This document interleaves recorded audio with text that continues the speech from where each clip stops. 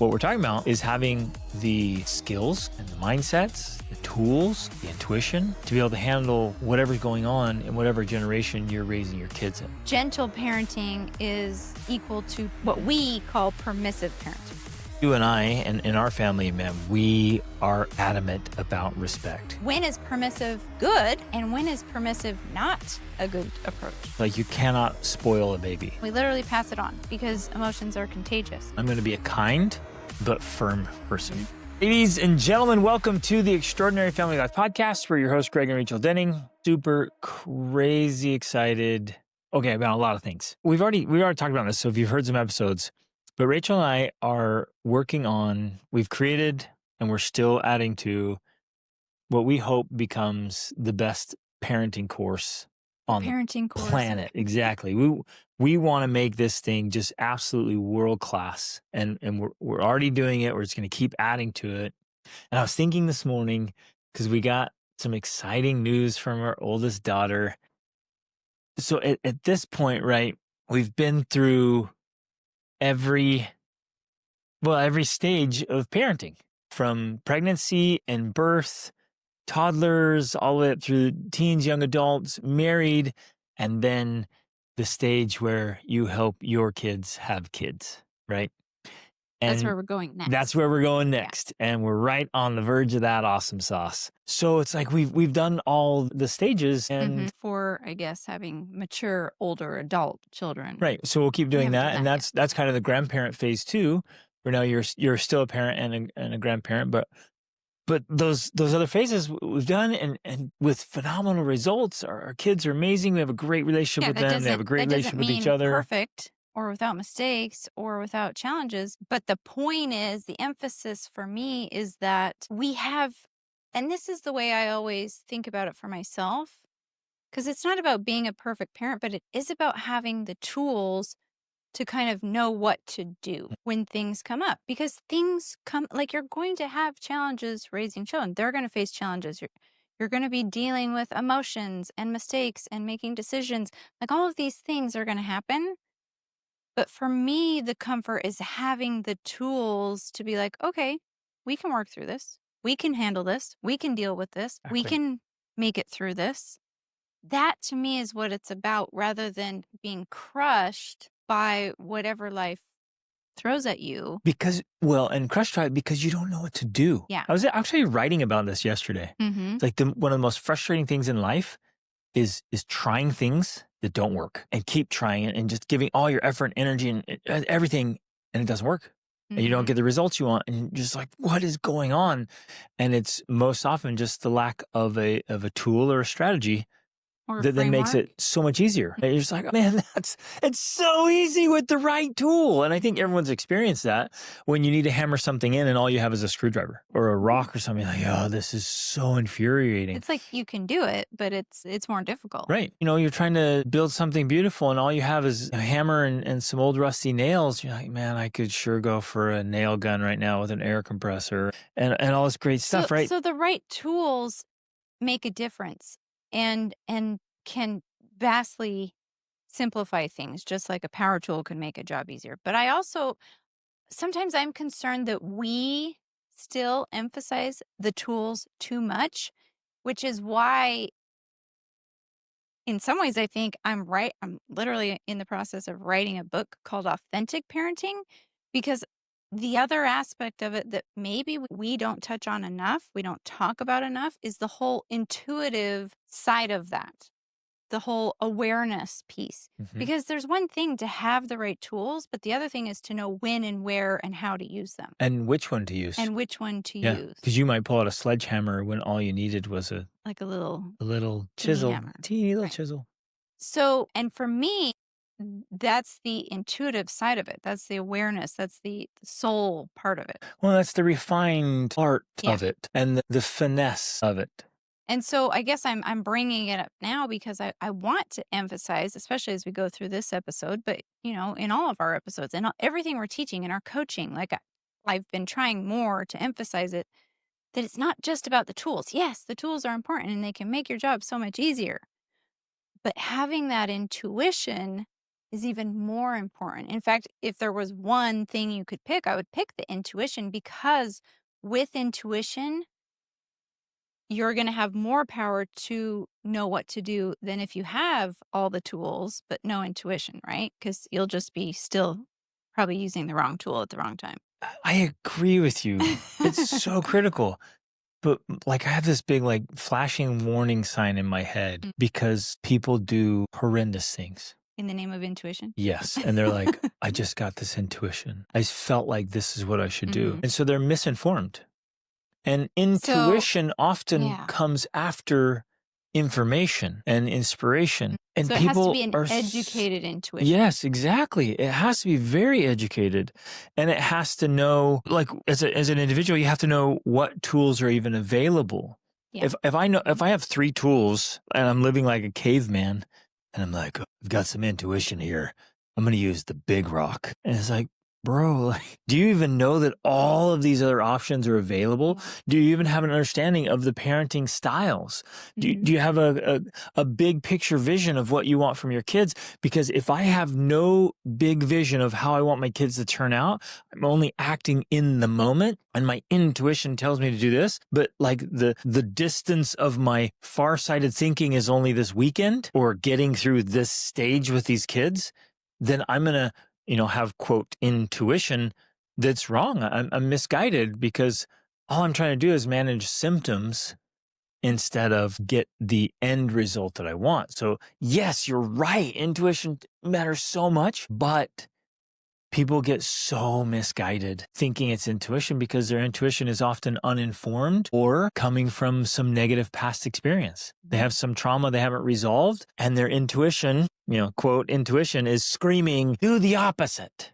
Or they're still so triggered by things that the emotion is the driving force. And they feel like it's intuition. Yeah, you are so right there. And I feel that it is necessary to have an expanded perspective, I guess, or framework in order to have properly functioning intuition. So while you're speaking, like all these thoughts and images are going through my mind. One of them that came up is the labyrinth.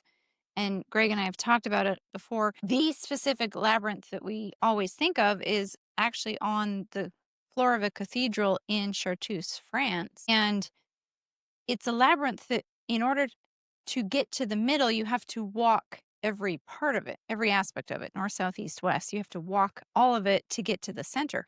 That to me is at least my idealized vision of intuition. Please put that in your book.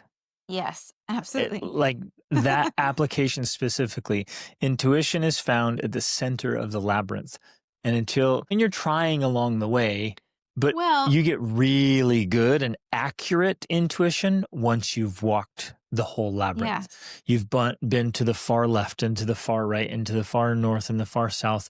And you've seen the dips and the ups and the downs and the darkness and the light and all of the experiences of life. Then in the middle, you're like, okay, the accuracy and the beauty of intuition is so powerful. Right. But the thing that came to my mind also while you were speaking is because you said that, you could have some past trauma from your childhood and your quote unquote intuition tells you to do the opposite from what happened to you. And what I thought was like, well, in some ways that is true. That is your intuition, because I've learned from experience that if your intuition tells you to do the opposite, that can start you on a path on the labyrinth that takes you ultimately to the center. But where people get stuck is, and we've seen this time and time again, and this happens with diet, it happens with religion, it happens with basically everything. They start at one place and their intuition tells them to go to the opposite, but then they stay there forever. They never change. They never move. They think that because this was wrong and they got better results when they went here, that is now the thing that they will forever do. That was the image I just had too. Yeah. So like you go to one side and you're like, I've been enlightened. And so then you're just in that little section of the labyrinth. When the key is to continue to follow your intuition, even if sometimes, and this has happened to me, it literally takes you back to where you started from. And you're like, wait a second, I left this. How am I coming back? But that's because to get back there, you've walked the labyrinth. Well, and you've returned as a different person. That's the point. You have changed. And that is the point. Yep. That's the point of intuition too. Not that it tells you the right thing to do at the right moment at all times, but that if you continue to follow your intuition, you walk the labyrinth and it transforms you as a person. Exactly. So you're a completely different being, more informed, wiser. Sometimes it warns you what not to do. Absolutely. That's the strength of intuition, though. I was reminded of that teaching by Francis Bacon, who he says, you start studying philosophy, and if you only go halfway, you end up left in the darkness, or you become godless. Didn't he say you become an atheist? Right. He's like, you just don't believe in God. He's like, if you keep following the path of philosophy, it brings you back to God. And so, but then now you come back with greater faith, greater understanding. Is walking the greater labyrinth. Doubt. Well, right. Exactly. Expands on the doubts. You understand your doubts, right, and you understand your fears and your concerns, but we have to do that. So going back to then what we were saying is like, yes, you have to have the tools. You've got to have a big, beautiful tool set, and you have to have the wisdom and intuition. You have to develop your intuition.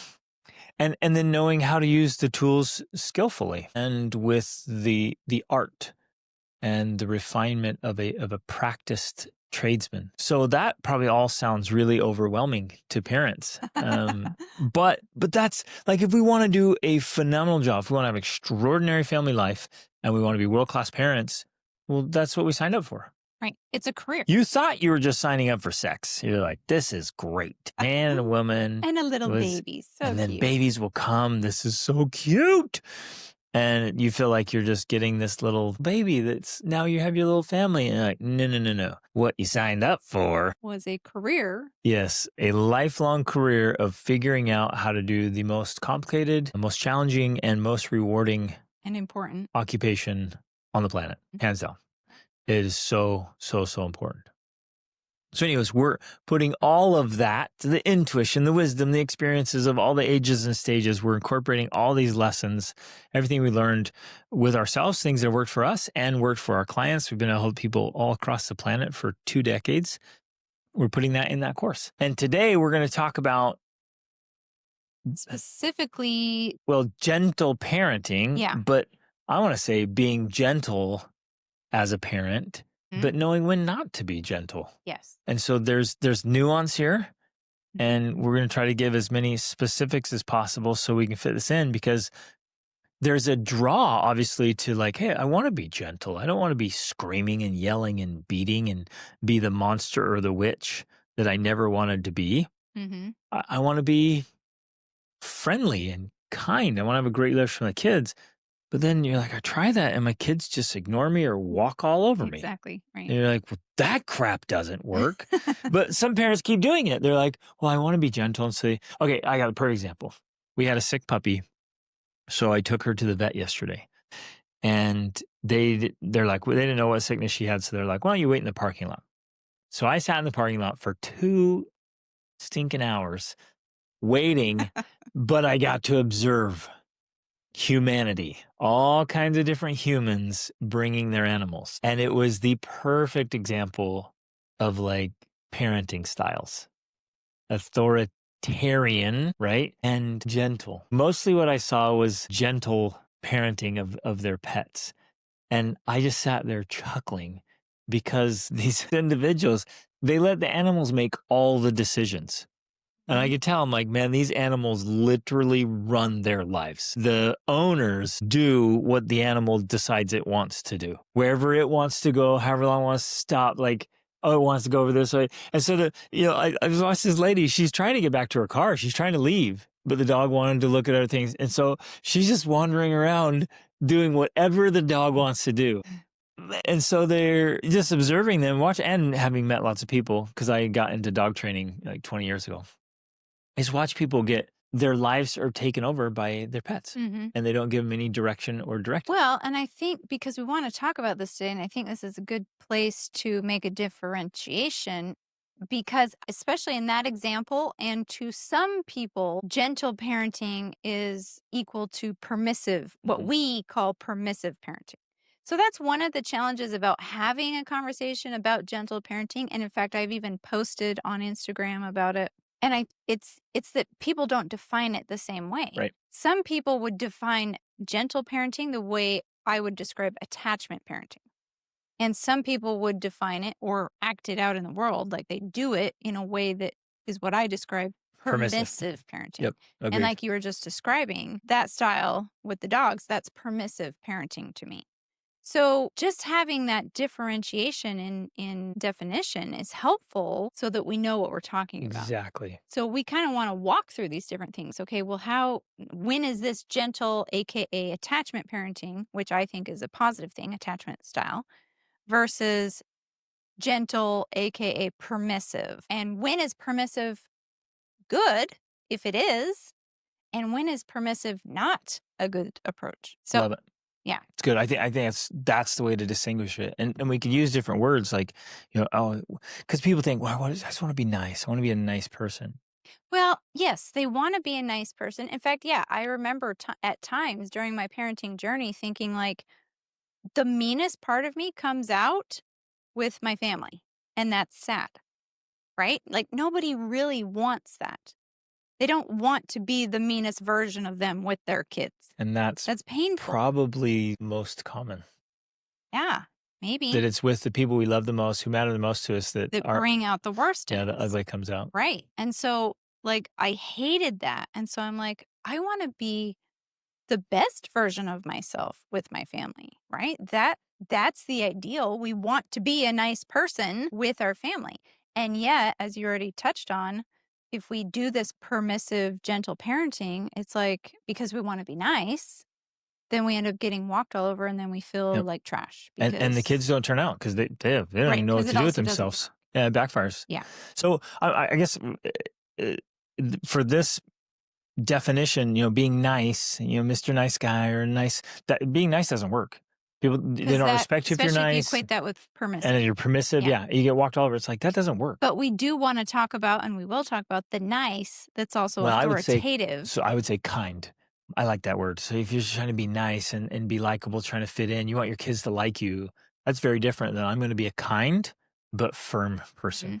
I'm going to have attachment.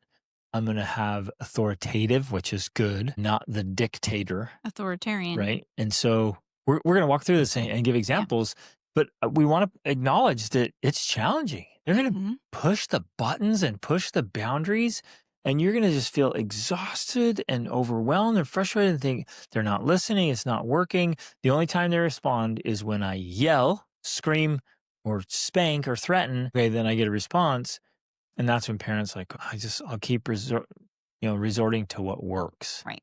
But the truth is it's not working. It's just getting a reaction. It works in getting short-term results, but it's not working in creating the long-term relationships that make you want to spend time with your children and want them want to spend time with you. So kind of a little bit of a history of how this, because the other challenge we're facing as parents is that there's also these societal expectations of what parenting should look like how it's supposed to be done. And especially if you look through the generations, the boomers were a very authoritarian style. So it was basically like dictators. Because I said so, I'm the boss. You need to do it because I'm in charge. That was just the approach. It was like obedience. Obedience was expected. Children should be seen and not heard, that type of thing, right? Well, and use the belt. Yeah. Right. Just like, there was no hesitation. Like you talk because back, you do anything, the belt comes off and you get whipped. Expected by society, and it was just expected from children to toe the line. I think it's important. I know you're going to expound on this a little bit. I think it's important to just point out what most of us don't think about. The parenting style, the predominant influence on parenting is social expectations of that generation. And that's really, really, really important to understand, because we don't know that. You're just born into it. You're raised a certain way. And then you think when you become a parent, you're like, I'm going to do it a little bit differently. And your version of different comes from your generation, reacting to the previous generation. And that's about it. Maybe you hear a little bit about your grandparents' generation, but that's about it. And so most of the parenting that happens in a generation is influenced by the social expectations of that generation. And it's really important to see outside of that and to question all the stuff you've heard since you were little, because it happens to be the latest trend in parenting. Right. So, which then brings us to the next point that then the millennials, in response to this authoritarian approach from the boomers, and it was also a more like there was an emphasis on independence. Like children were just expected to be independent. Which There was I think was really, really good. Just they'd let the kids well, go out and play and except go again, this wander and comes down have to the great things. definition because some of this independence is like, well, you should also be making your own meals and you should be handling your own emotions. Like, I don't want to have to deal with you or be involved in that. I'm living my own life. You're right. It's that type So of there was a independence. misapplied independence Yeah. of kind of a disconnection, a lack of It was more of a attachment. neglect. Yeah. Because Yep. when we think about the 4 parenting styles, which we did a podcast about, it's authoritarian, authoritative, permissive, and neglectful. That type of independence almost falls into the Right. neglectful category. Right. I'm not going to help you with anything. Yeah. You figure it out on your own. Mhm. It's misapplied independence. Yeah.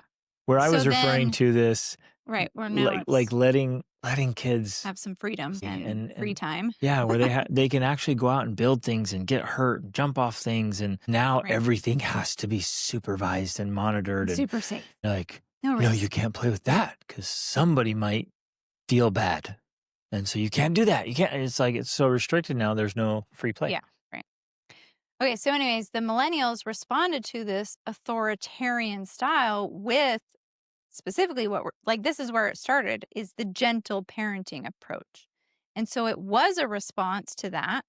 And of course, it in a way it was a pendulum swinging to the other side of now it's focusing on not that this is a bad thing, but as we're going to talk about, it can go too far, and it did. It's focusing on empathy, it's focusing on respect, it's focusing on the emotional connection, all which can be amazing things, all things we should be using in our parenting, but swinging to Too far. permissive parenting. Yep. So it's like you're describing with the dogs at the vet, children in fact become they rule the roost, and you've seen, at least I have, I've seen the videos on Instagram. Many of them are satire, making fun of the permissive parent that's like, is it okay? The gentle parent, is it okay if I touch you? Oh, I know you're feeling big emotions right now. Oh, you're hitting me because you're so mad. Let's talk about it.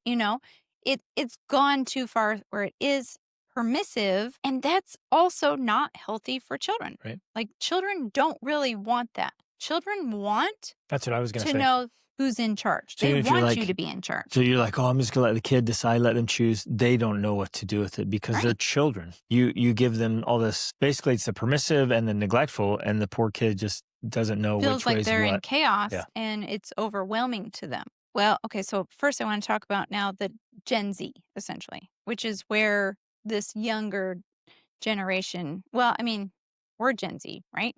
I keep getting confused. I don't know either. We were born in the late 70s. I wrote it Well, down. but Okay. even for context, it doesn't Yeah, even so matter. millennials, no, we're not Gen Z.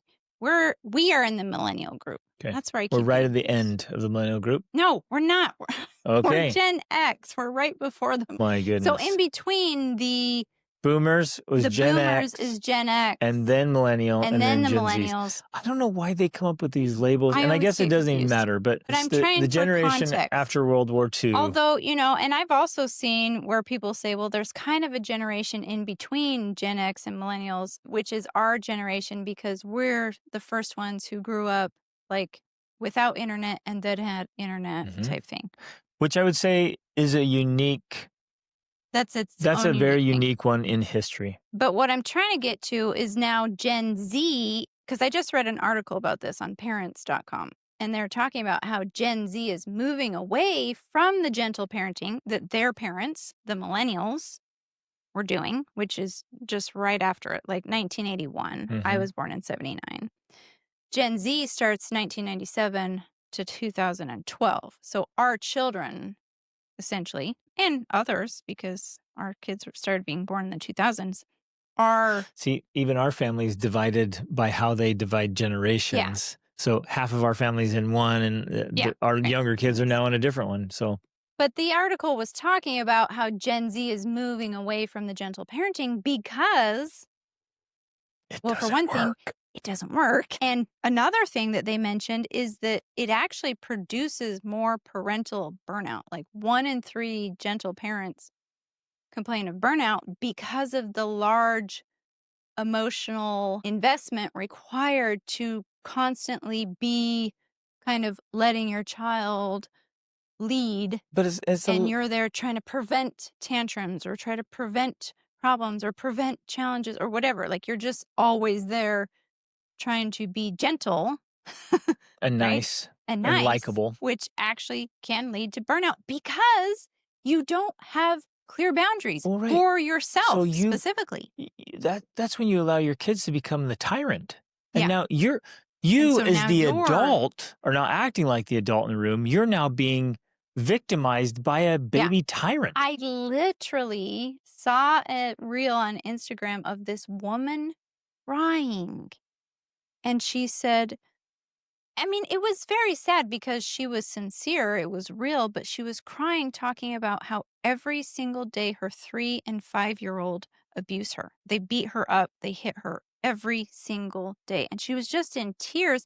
And it was very sad because she was So like, sad. what do I do? And I'm just thinking, like, this is so sad. One, yeah, it's sad that they're hitting her and abusing her. But- Two, it's sad for the children because they're doing that because they feel The frustration. her lack of control. Exactly. And Like lack of she's direction. not in charge. Yep. As a result, they feel out of control. And that's why they so hit. that's why they hit. Yep. It's almost on a subconscious level. It's like them saying, do something about this. Take charge. Like, Well- stop making me be the one in charge. They're reflecting back to her Yeah. what she's giving out. She's like, wait, I'm just trying to be nice and they're hitting me. How's that reflection? It's because she has no control or direction. She and has so no they are firmness. Yep. They're reacting like I have no control or direction. So they're out of control because he doesn't have control. She And so doesn't they're have- out of control. I want to use the word boundaries. She doesn't have boundaries. Yep. And so they don't know where the boundaries are. Children will push to find where the boundary is. And once they find it, they feel safe and comfortable. Right. They're They like, know "Oh, what's expected there's the and what's boundary." allowed. But if they can't find that boundary, they will push and push and push to the point of hitting you, beating you up, because And ending up they're in like, prison. yeah. And then they say, oh, here's the boundary. Here's the boundary. That's literally how it works. They will push until society says, here's the boundary. We'll give you, we'll put you You're in not allowed to prison. be free anymore. Yeah? Right. But if we as parents show them where that boundary is, that provides safety and confidence for them to be able to then function in a healthy way. Yep. And those boundaries, little side note here, we could do a whole episode on this, but those boundaries cannot be arbitrary. You can't just pull them out of a hat and be like, well, I always think Let's this, pick or this one. no, my grandma said that, or I watched this movie one time, and so we'll just pick a boundary here. Yeah, they'll push it is to find bogus. where it is. There's a description. It has to make sense. It has to make sense. I listened to this guy a long time ago, and he was talking about Beowulf, that epic poem. And it talked about the bottom of the swamp. Like, because the monster came out, and he came and killed all the knights at the feast. And then they killed the monster, but all that did was bring up the mother of the monster. And the whole point was there's always a problem behind the problem, and you have to go. So finally, Beowulf went to the bottom of the swamp. He swam down into the swamp. He killed the mother monster because that was the source of the problem. Your children will push to find the bottom of the swamp. Like, where's the actual foundation here? Where's the real edge? That's what they want to know. Yes. And I love that because it forces us as parents to get our crap together. Right. And to ask ourselves hard questions To like, slay our demons Yeah. so that our demons aren't raising our kids. Yes. And to get resolved and fill the pit in with concrete for good. And the kids go looking for the pit and you're like, hey, I already took care of it. Yeah. There's no pit. And they're Mhm. like, okay, Oh, yes, great. exactly. And now I can be healthy and whole and feel good. So basically what's going on here is we have these generations, and this has happened since the beginning of time. These Mhm. generations, and there's always something different, something new. Each generation has some unique thing going on, but life goes on, and there's something crazy. There's a new invention. There's a new technology. There's a new societal problem. There's some kind of disaster, man-made or natural, whatever. There's always something going on in life. What we're talking about is having the skills and the mindsets, the tools, the intuition to be able to handle whatever's going on in whatever generation you're raising your kids in, to be able to adapt to and solve and work through problems, challenges, difficulties, etc., to raise really great kids. Yes. Using an approach that's evergreen, meaning it will work, it'll All the work time. consistently Yep. regardless of everything else that's going on. Yes, Yeah. yes, yes. So in every generation, there's been good parents who realized that and raised great people. Who were usually outside of society and how society was doing things. Right. They kind of step away from it. Yeah. And then in every generation, there's been the masses that is kind of raised trouble and a mess and a lot of dysfunction. I mean, dysfunctional families are the norm, but that doesn't make it okay. And it's Just definitely because not they're the common. ideal. Right. And just because it's an ideal doesn't mean it's impossible to Right. achieve. It just requires everything we're talking about here. Hey there, this is Greg Denning. We want to reach as many people as possible and help as many families as possible with these conversations. And we want to keep this podcast ad-free forever. You can help us do that by subscribing on Spotify or Apple Podcasts or wherever you listen, your favorite platform, and on YouTube. And leave a quick review and share your favorite episodes with friends and family. It makes a big difference. Thank you for being a part of this very important movement. Okay, so I do want to go through some of the pros and cons, let's call them, of gentle parenting, and then weave it into what is a better approach. Like, what is this more evergreen approach that we're talking about? So, of course, the main idea behind gentle parenting is that it emphasizes empathy for your children's feelings, which that's a good thing. It emphasizes respecting them, which I also think is a good thing. And it emphasizes emotional validation, emotional connection. All of those are good things when used within the proper boundaries. And when understood, it's interesting. You and I, and in our family, man, we are adamant about respect. You just respect human beings, no matter how small they are. Even babies and toddlers, they deserve respect. That's often misunderstood. I think if I respect them, then some people think that's when they get permissive. I get them to do whatever they want because I'm going to respect them. That's not respect.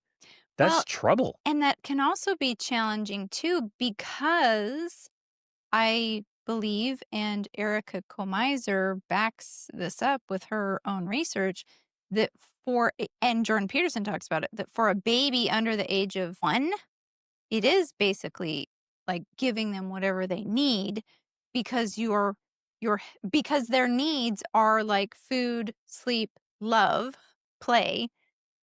And that's how they form this healthy foundation that will carry them through the rest of life. Where too many parents, because of this, I've heard all sorts of stories. In fact, my own grandmother, it was like a baby was on a schedule, but it still happens today. I know people that do this, and you feed them at 4:00, and that's it. I don't care if they're crying for 2 hours before that. Insanity. I feed a baby at 4.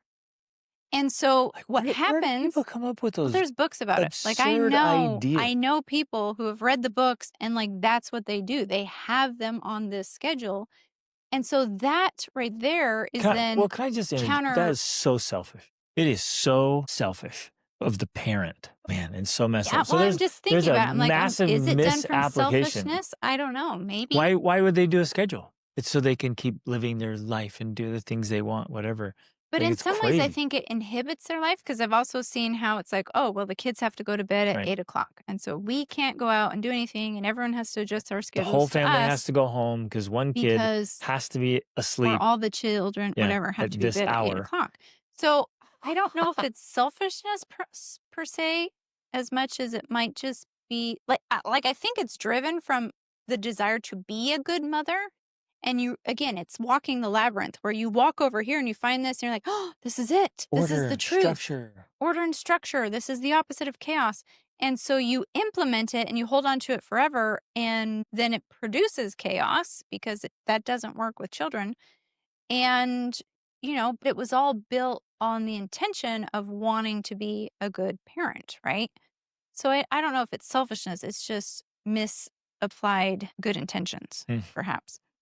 But my point being is, I don't know, what was the point being? Why? Well, it was just, that was a trendy thing at that time period of. Well, but it's also keeps popping up. Like even I'm And saying so in it keeps today's world. recurring. But okay, so I guess what we're talking about is like you cannot spoil a baby. You have to meet all of their That's where needs. we're, yeah. And then at that point, you start putting boundaries and structures. You start Right. saying, no, So we once don't they, play with poison and razor blades, Yeah. and we don't play in the road. So you start putting up these boundaries. And of course, the kids, the little ones will be like, what? They'll scream out and react because they're bumping up against a boundary. And you hold the boundary firmly, and you keep redirecting. You're like, okay, then they understand and trust the boundaries. And if you do it well, they trust you. yes. But if you don't set boundaries, or you set boundaries that don't make sense, you lose trust. This is crazy. Starting when they're little toddlers, they stop trusting you. They'll never articulate it. They won't be at 3. They won't be like, you know what? I don't trust you because your boundaries are crap. Okay, but I'm going to even say that it actually starts sooner than that. That's why the whole thing. That's why I went on that tangent, because that's where the trust begins to build. If they can trust you to fulfill their needs that they're literally incapable of fulfilling themselves, that's where they begin to build that attachment and that deep trust that this is someone I can count on. But if Yes, you're they're right. screaming at Right? you because they're hungry and they have to scream for 2 hours, Because you're on and a then schedule. you feed them and they literally have no clue because they can't tell time or understand the concept, and now you decide to feed them, they just think you're not someone I can trust because you literally make no sense to me. Yep. And I don't the understand world this isn't world. safe. And the world's not safe. It's And all arbitrary. right. I don't get to eat when I'm hungry. I don't know Right. why I It's get to eat. totally out of my control. Yeah. And so you build this relationship built on chaos, and that's why they don't trust you. That's where it began. But no child, no baby is going to be able to communicate to you. They just cry. And you don't know that that cry means I can't trust you. This world isn't safe. And So 100% this will show up later in their tweens and teens, absolutely. as young adults. And you think, oh, my kid's It just shows up rebellious. when they're. This is like, you created that. I have heard from multiple people, multiple parents who say, my children were great until they turned 3 or 4, and then they were out of control. And I'm in my mind, I'm thinking, well, that's probably because of things like this when they were a baby or 1 or 2, and that relationship of trust wasn't built because their needs were not met when they needed to be met, and the boundaries were either too strict and controlling or not there at all. So and those of you that's why listening, all some of you right this now are is like, so oh, no, I've critically ruined my important. child. This can You all haven't be ruined 'em. rebuilt. Exactly. You can rebuild the You can attachment. repair it all. You can heal You can it. fix it and have a great relationship. But if you keep going on oscillating between being permissive and then negligent and Or then just a being dictator, continually gentle all the time, right? Like that's why we're discussing the nuances of this, because it helps us to find that perfect yin and yang balance that becomes this approach that is healing while still rebuilding the trust and whatnot. Okay, let me talk a couple more things. So, of course, the other emphasis of gentle parenting is no yelling, no punishment, and no shame. I actually agree with all of that. Actually, there's some rare occasions when you should yell, I think, but yelling should not be a daily or weekly thing. it'd be very rare. Very rare. So, and just create this framework in your head. It's so helpful. It's like, there is a time to yell, but it's extremely rare. There is a time to punish, but it's actually really extremely rare. And most people are going to be like, oh, wait, what? No, I punish my kids every day. That's what parenting is. No, it's not. Nope. Punishment should be very rare. And then shame. So we're in this generation right now. It's like, no shame, stop shaming, no shaming. There is a place for shame. But Well, it should be very rare. I'm going to push on that a little bit, because I don't think there's a place for a parent shaming their child. There is a place for a child to feel shame. But that generally, I think, occurs because of the circumstances. And our job as parents in that case is to stay out of the way and not protect them from feeling the shame. Does that make sense? Like, it's a little nuanced there. So you're saying don't rescue them from feeling the weight of what they've done. Yes. Because a lot of parents they're constantly rescuing. But I would say, and here's why I say this, I bring it up, and I know it's one of those things where we're in this no shaming craze. And here's the context. Like, there are very shameful behaviors. Right. And for those things, people should feel ashamed. But I think that that's what I'm saying. And I guess I'm where talking about I would share a different perspective, because you're saying, well, the parents should stay out of it. I think it's the parent's job to teach the child what is shameful, Agreed. truly shameful. Agreed. And these are like sick, horrible behaviors that most children aren't going to be doing. But they need to know, hey, here's the boundary. Beyond the boundary, beyond that boundary, there's a cesspool of filth, vile, horrible behaviors where one should be very ashamed. It's interesting. In Spanish, there's a word called sin vergüenza.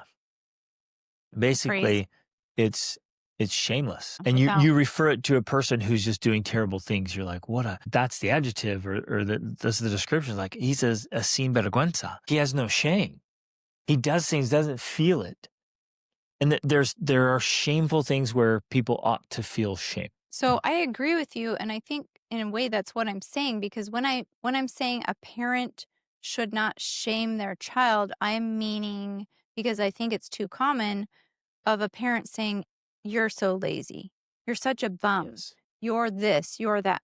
To me, that's a parent shaming their child, and that shouldn't be done. 100%. But I agree. Let's say especially for those things, because those are just learning experiences. Because you might think, well, being a lazy person is shameful. But as you go, that's true. It's true. But as you're going through the stages And of childhood development, that's not a lazy person. Yeah, right? Exactly. And parents are worried, like, oh my gosh, my son's going to be a lazy bum. I need to shame him out of doing this. But what I'm saying is that doesn't work. Right, exactly. But what does work is, because I'm also not saying that you can't express, let's say, disappointment with your child, right, or express sadness, or I don't know, like you can express your own negative emotions towards their behavior without intentionally shaming them. Does that make sense? Yeah, absolutely. So I'm not going to hold back my words because I don't want them to feel shame. But I'm also not going to say, throw them under the bus and say label mean them things to them.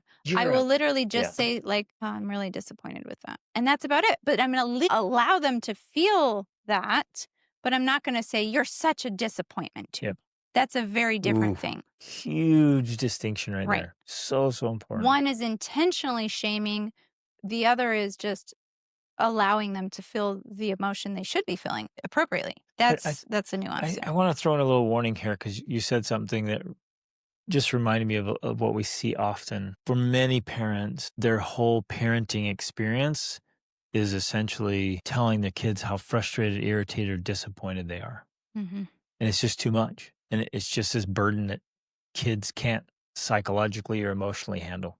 Well, and it actually literally creates their self-identity, which then, of course, is a negative one. They have a very low self-worth. It just wrecks it. Because everything you say to your child becomes truth to them. Right, and identity. Yeah. And so I don't want anyone to hear us and say, well, okay, I'm going to let my kids know how disappointed. Sometimes that's the parent's problem.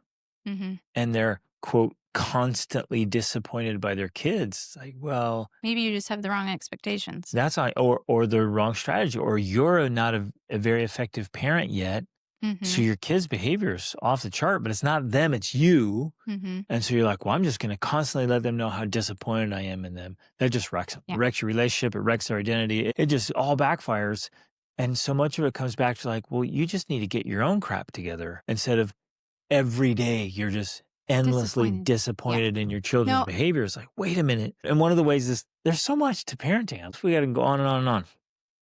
One of the reasons that we're constantly disappointed, well, one, we have misaligned expectations. Or too high expectations where we expect them to behave older than that's where I was going. their age. We're not allowing our kids to be kids, to act their age. No, that's it. No, I'm really glad you pointed that out, because even when I was saying that, I do want to make it clear that just like yelling and punishment, which should be extremely rare, it's also rare when I will say something like that to my child of like, oh, I'm disappointed. In fact, I can hardly even think of an example when that's happened. It should be very rare. Like a handful of times. Yeah, it's not something in their entire lifetime with us. All the years in our home, it's a handful of times. Yeah. If that. And so it's not something where like every day, oh, I'm disappointed that you spilled the milk. Or I'm disappointed that you my daughter today, who's 8, she tracked mud through the whole house up to our apartment. And I went up there. I said, Sandriana, you tracked mud through the house. And I just said, come with me. Let's go clean it. And I sprayed, and she had the paper towel, and we wiped off all the mud. And that was it. Okay, Done. that's a perfect example where if we're trying to be super nice and gentle, we may not say anything, and you'd go clean it up yourself. You never say anything. It's like, it's normal. Or on the other side, you're like, you're such a disappointment. I've told you. Why don't you pay attention? What's wrong with you? Yeah. Don't you know you have mud on your feet? Yeah. Just on and on. And just wreck them. Yeah. And I was just very clear. I said, Sandriana. And I used her full name, right? Which she knew gets her attention. Sandriana, you tracked mud through the house. You need to take your shoes off downstairs. Did you do it in that tone? Basically. Yeah. I mean, in my head. So we could ask her what tone it sounded like. But we don't. And then we just cleaned it up, and that was it. This is a perfect example. And we moved on. Because some parents overreact to that, some underreact. And you have to find this balance of just pointing out, because she was just, she was 8. clueless. She literally was. And well, the cute thing was, because we live in this resort in Portugal, and so she walked through the basement part and up to her apartment, and then took her shoes off at the apartment door, because she knows not to wear her shoes in the apartment. I love it. So that was great. I'm like, you took your shoes off by the door, good, but you tracked mud through the whole resort, And so, but again, then we just cleaned it up, because that was the point, was that it needed to be cleaned up, and then that will help her to remember, take my shoes off at this door. Yep. Especially when I'm out with the puppies in the mud. So we'll use this example. Again, our whole intention here is to share things that we've done that has worked for us. And this has worked great with all of our kids. Whatever they happen to be doing, you just stop and you say, hey, Sanj. This is what you did. You just tracked mud through the whole house. So come help me clean it up. That's it. That's the tone. Those are the words. And it doesn't have to be, what's wrong with you? Yeah. Why aren't you thinking? It's none of that, because she's a child. She's 8. And that's even what at 8, 8-year-olds do. You could maybe say, hey, go clean that up.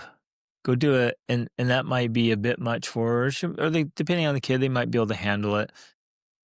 It was a long distance, so I wanted to make sure she got all of the way back. All of the spots. And so, yeah, and okay, that's a great point that, Rach, you've always been good at, is if you want it done a certain way, do it with them. Absolutely. Because if you're, hey, go clean it up, and then you come back, you didn't even do a good job. You missed all these foot, blah, blah, and you just perpetuate your own irritation.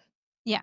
Instead of well, let's go do it together. Because I have these certain expectations, but I'm not communicating exactly how I want it to be done. And so then I end up getting disappointed because they didn't meet the expectations when I didn't show them. I didn't communicate my expectations. Too often that's happening with too many parents, where going back to what we were talking about with the expectations, it's like they're getting upset and they're disappointed in their kids because they had these expectations for them, but their kids didn't know that.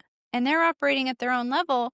And then we're saying, oh, I'm disappointed in you because you failed to meet my expectations that I never weren't even communicated. Exactly. So here's another example of this happens, and the permissive parent, who maybe refers to himself as a gentle parent or a nice parent, the kid tracks mud through the house, and they don't want to say anything. They don't want to make them feel bad. They don't want to control them. Or with empathy for the child, because I also have this part of me where I'm like, oh, she's a cute little girl. She was playing with the puppies. She went up to get a snack before we go to the gym. Like, I can empathize with all of that and understand that she didn't do it on purpose. Right. There was no malice. There was no malice. She wasn't trying to be bad. So I can empathize with that and just think, well, I'll just clean it up because I don't want to get after her or I don't want to make her do it. And that's where I was going to go, is no wonder they feel burnt out, because they do that day after day after day. They're following it around, cleaning up, doing this massive load of work because they're not setting up healthy boundaries and teaching. Because when I do that, when I did this morning, what I'm doing is setting the boundary, because now it's clear to her. And in fact, she was telling her brother, Mom made a new rule. We can't wear our shoes past the mudroom downstairs. And she's like, when did you make that rule? I'm like, well, I made it this morning after you tracked mud through. Well, and that's kind of been a rule for the last year. But it has not been enforced. So that's why. We keep reiterating the rules. Yeah. We keep reminding, especially the younger ones. The older ones get way better at it. And so you keep doing it. And a lot of parents are like, I've told them 10,000 times. All right, keep telling them and keep gently enforcing it until they get it. Like parenting, this is the essence of all great parenting, is effective teaching and mentoring. That's And what great communication. parenting is. And the communication is the teaching and the mentoring. That's what parenting is. It's not the punishments. It's not cleaning up the messes. It's not even like feeding them and cleaning up after them, doing their laundry and providing a house and driving them around. That's so many parents in our generation are caught in that. That's what they think parenting is. I drive them everywhere. I take care of them. I buy groceries for them. I cook, I clean, I wash the lawn, I clean up the house. I provide all this stuff for them. I'm being a good parent. That's not parenting. Anybody can do that stuff.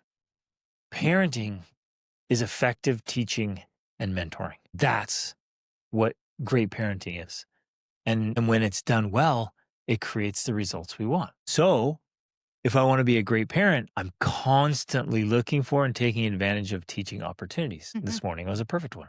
Okay, so let's go back talking about the gentle parenting, because what we just mentioned, the empathy, the respect, the no yelling, the no shaming, like all of that is actually really good for building a secure attachment with your child, building the trust, like we already talked about, and helping them build their own emotional literacy. Because if you work on this emotional connection and validation, that helps them to understand themselves as human beings with emotions so that they begin to understand how they operate. It also helps them to feel safe and seen. But of course, there are some, let's say, downsides if you only use those if you think I'm a gentle parent and so I'm only going to do that, which means no yelling, no punishing, no shaming, no, always empathy, always respect, always whatever, then of course that requires, well,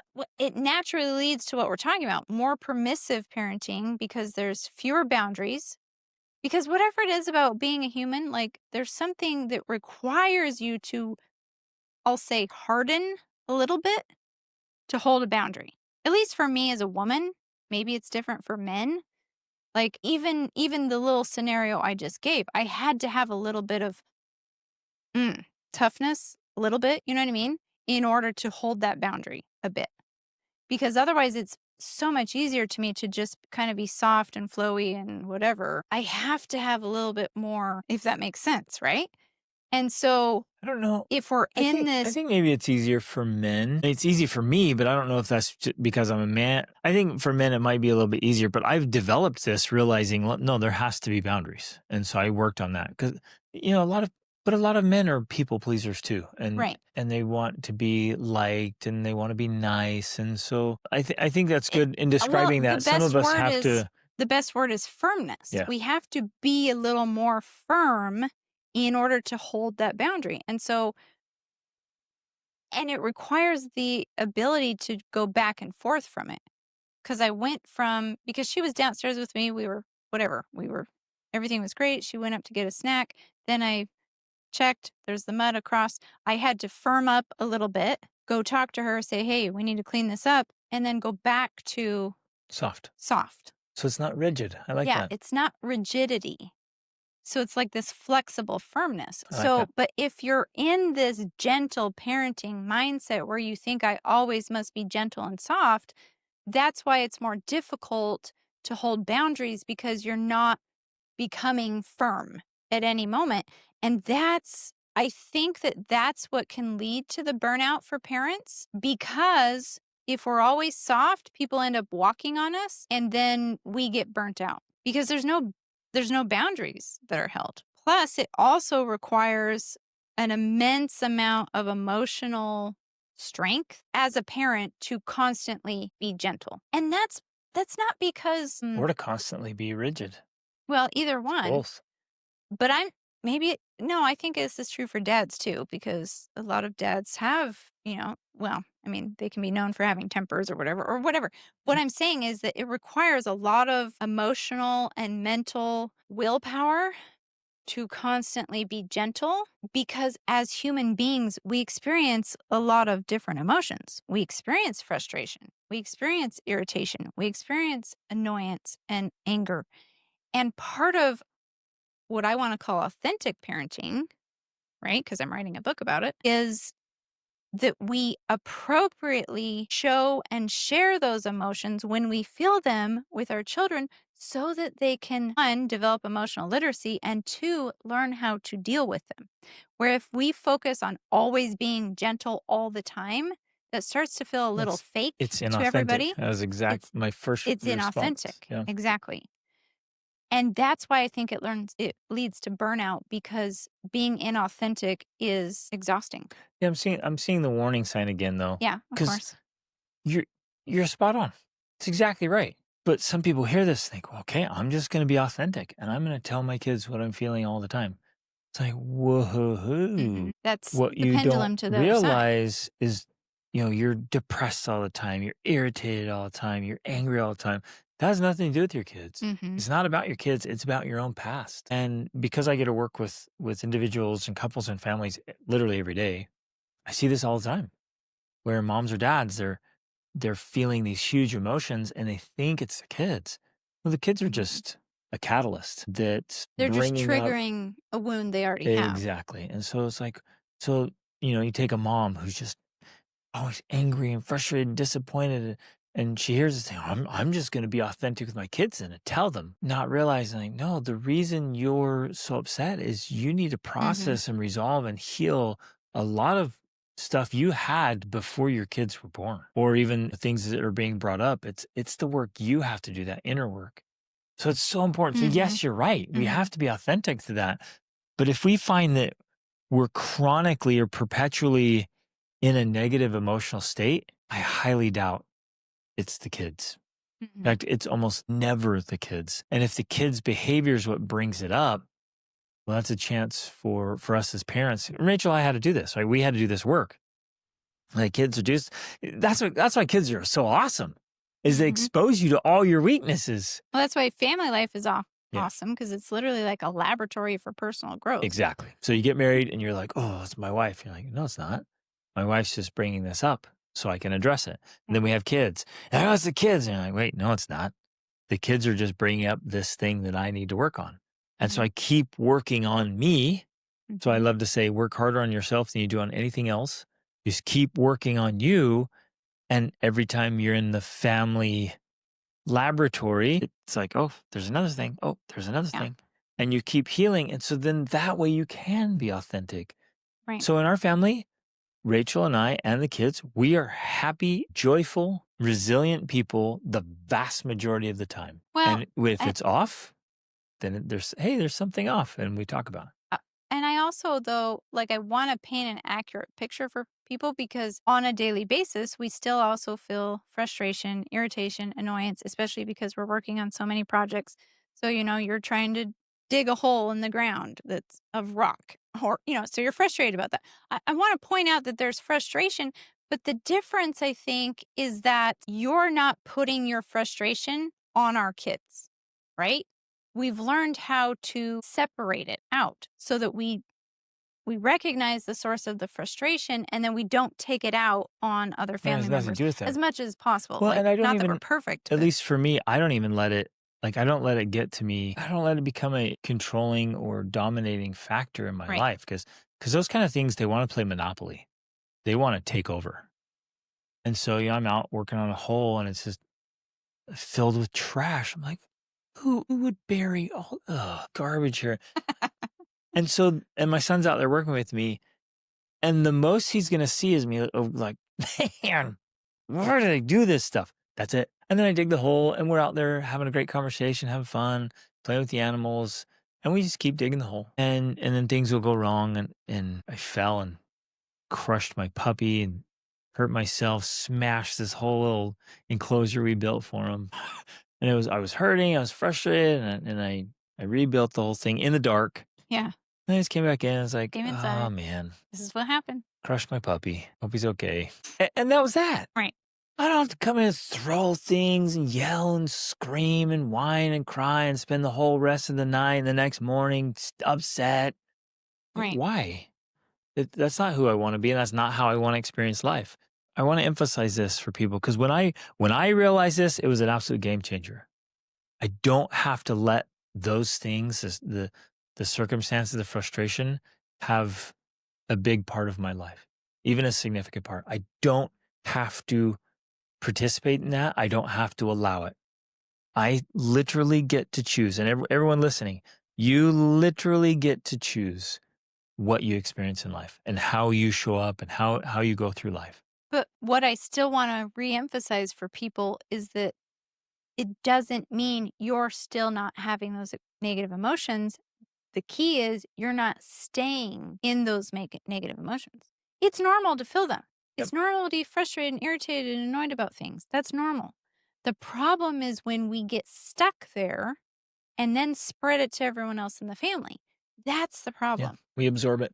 Yeah, we absorb it and then we literally pass it on because emotions are contagious. So we have learned how to, and now at this point, quickly, like what you've described, you have learned how to quickly process those negative emotions so that you can remove most or all of them before you come in to interact with the family. So it doesn't spread. Of course, people are like, well, how do you do that? Well, there's a lot of strategies for doing it. But as you get better and better at it, it can become very fast. Like it happens Almost in instantaneous. minutes, sometimes Yeah. instantaneous. Yep.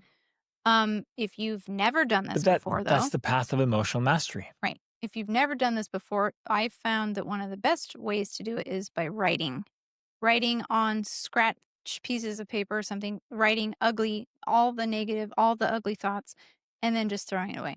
Like that is one way of literally processing the negative emotions. Now, if you have a lot of stacked emotions that keep coming up when your kids trigger you You with might their need to do misbehavior, a you may have regular to writing. do a lot of Yeah. writing. You may need to write every single day. But I would over time, highly recommend that. Like Yeah. if absolutely. you've got lots of past stuff, you're constantly And the feeling way a negative you can state. tell is that you feel angry and annoyed and triggered by things all the A lot. time. Then do the writing. Sorry, I'm interrupting you. That's exactly what I was going to say. Right. Literally. And I tell people this when I'm working with clients. In fact, I just met with a client just a couple of days ago. I'm like, look, this is non-negotiable for you. You have to process all these just pretty terrible things that happened to you recently.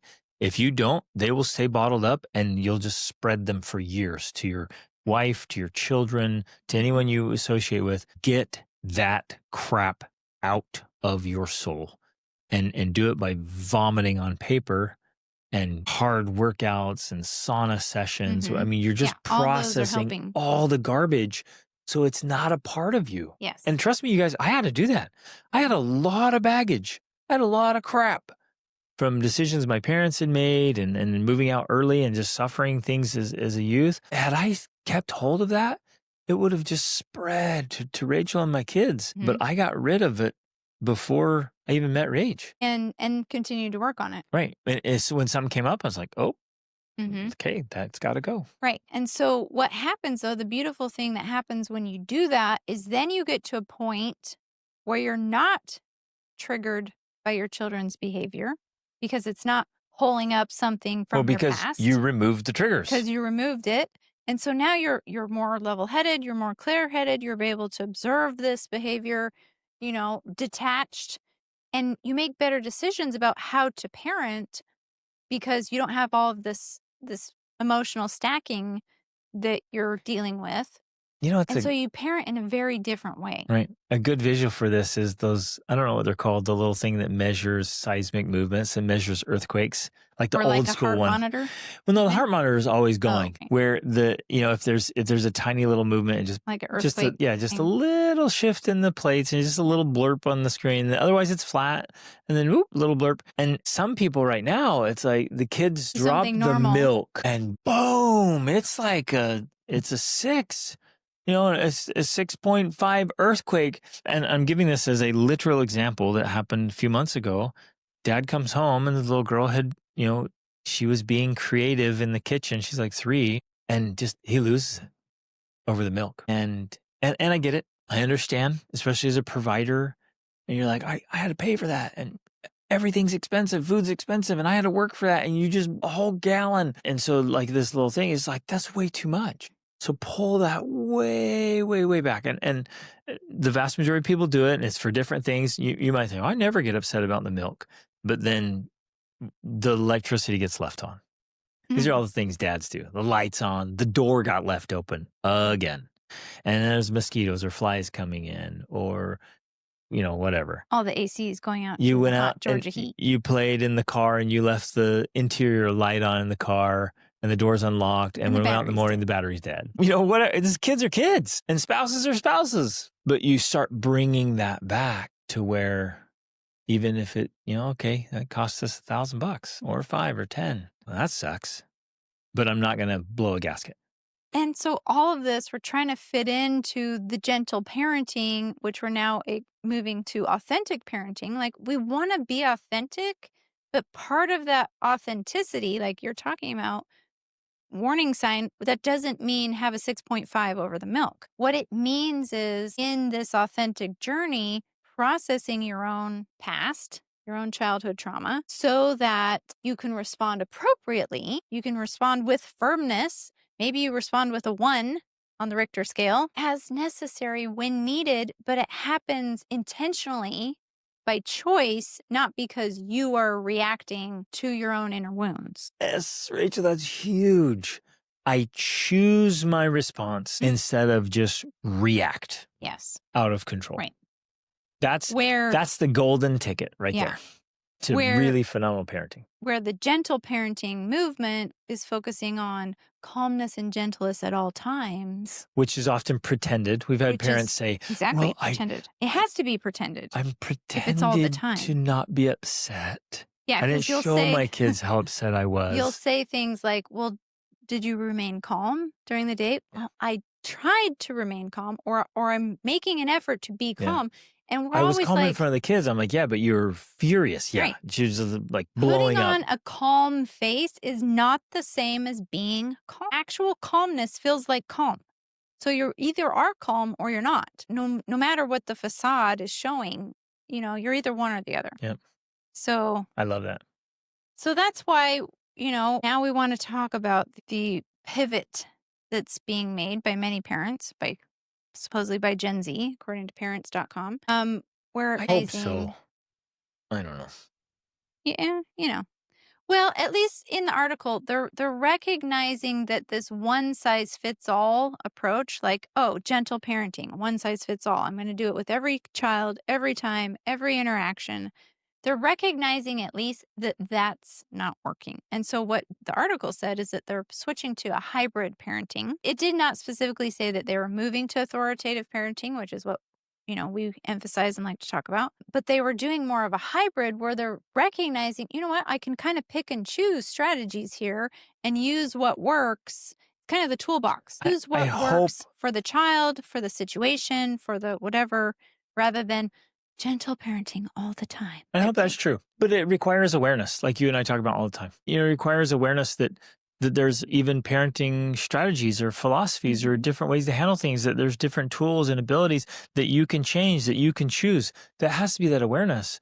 And now people listening to this podcast, like kudos to you guys. You're sitting here listening to a parenting podcast. That's fantastic. You're a unique group. The vast majority of parents don't read books. They don't listen to podcasts. They're just scroll on social media. They're unconscious. So it's that scale of unconscious incompetence. They don't even know that they're showing up as permissive or negligent parents, subconsciously doing what they do.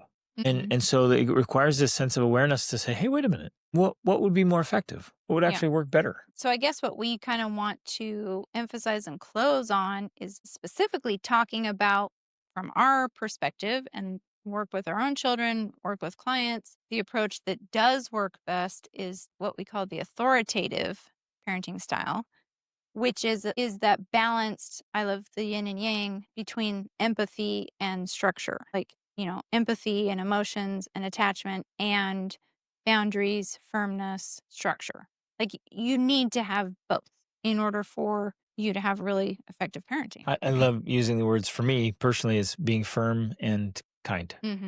Right. And I can be both simultaneously. They are not in opposition. Mutually I can be exclusive. Right, exactly. So I can literally be firm and kind at the same time. And kind. A lot of people I talk to are like, how? You can't do it. And it's often because they think, and I remember going through this, I'm like, the only way I can hold this boundary is by yelling or threatening. And it took me some time to work through that. It's like, wait a minute, no, I can totally hold a boundary, literally, while smiling and meaning it. It wasn't a fake smile, I can be happy. I can be jovial. I can be joyful. I can even just be neutral. I can be sincerely calm and like, nope, I'm going to hold this boundary here. I think one of the reasons people struggle with this, for me, as I'm thinking about it, I think this is why I even can struggle with it, is because most people equate being kind with being comfortable. If you Mm, comfortable in meaning you're not making another person feel uncomfortable or hmm making yourself feel uncomfortable. But the reality is you can practice kindness and still be uncomfortable, right? But we think that you can't. We think kindness equals everybody feels comfortable. right. Where Because we confuse it with being nice. yes, Yeah. where we need to kind of reshift that of like, well, I can be kind and still make you uncomfortable and maybe make myself uncomfortable by what I'm saying by holding this boundary, but I'm being kind in the way I'm doing it, meaning I'm not yelling, I'm not screaming, I'm not shaming, I'm not belittling. I'm being kind. But you may But feel that boundary's uncomfortable not by moving. this boundary I'm Yeah. holding. We learned that with our toddlers. Mm-hmm. When they would want to, it was our oldest ones, and they would try to blow a gasket. We were trying to figure out, like, okay, how do we remove tantrums for good?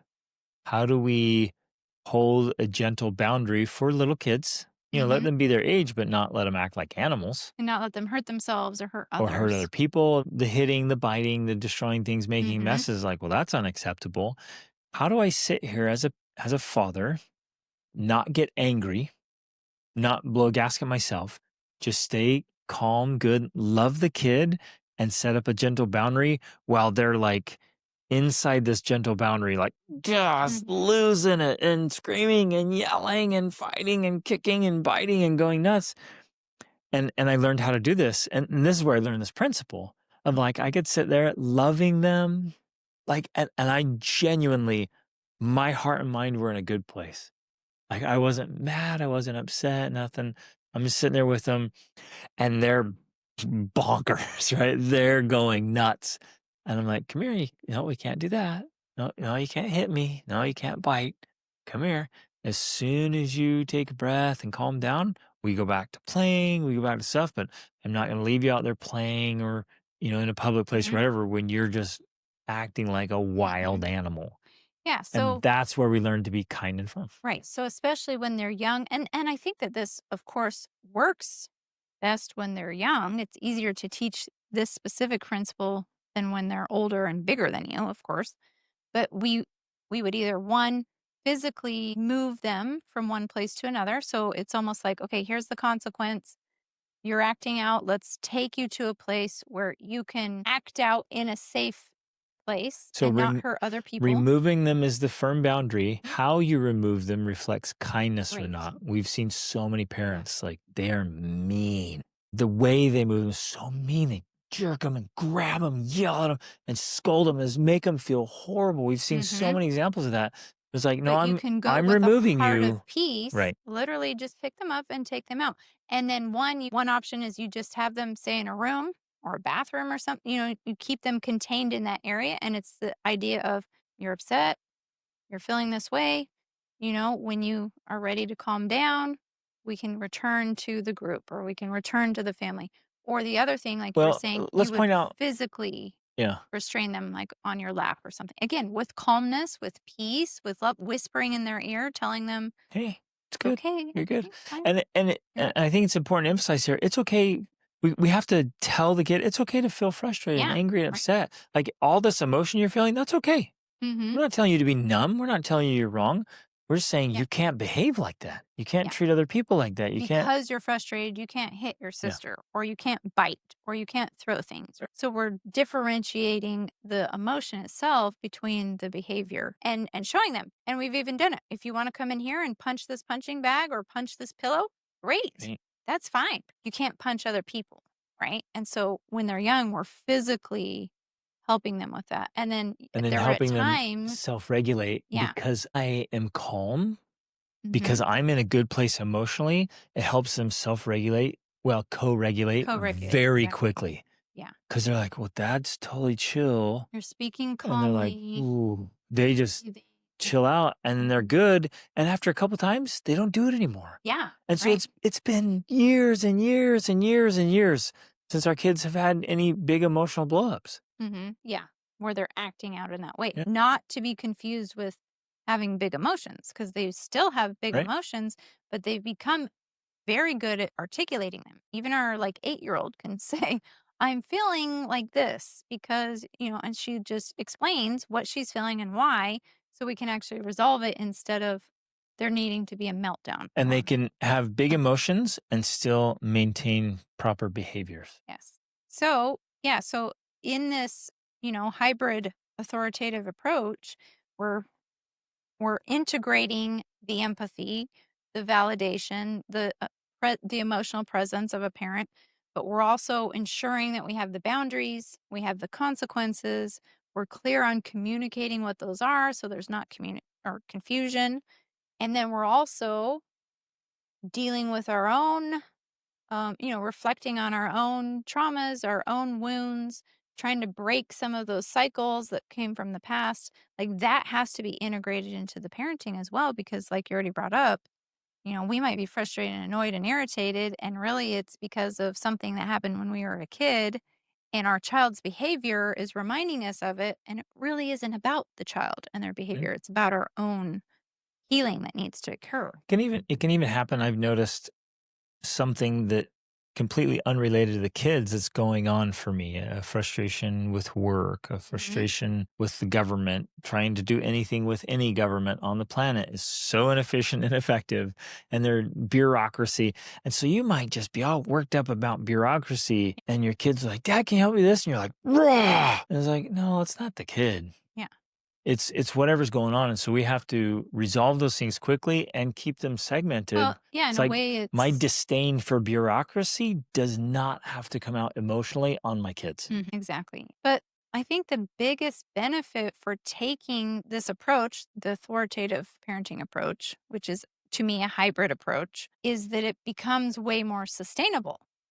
Because we have seen in so many parents when they pick, and, whether it's the gentle parenting approach or whatever, they pick one parenting strategy and they just feel like they have to always do it that way. Like, this is the way I do it. This is the way I always do it. There's no flexibility. With They're every kid. rigid, Yeah. rigid, rigid, rigid. And that's the irony. You could be rigid in your gentle parenting because you're not willing to Yeah. adjust or change when necessary. And at least in my experience, it's that rigidity with whatever approach I've come up with that then begins to seed problems in my children, right? In the way they turn out, because I'm not willing to adjust myself and adjust my approach to the child, to the situation, whatever, using that developed intuition to be willing to do something totally different.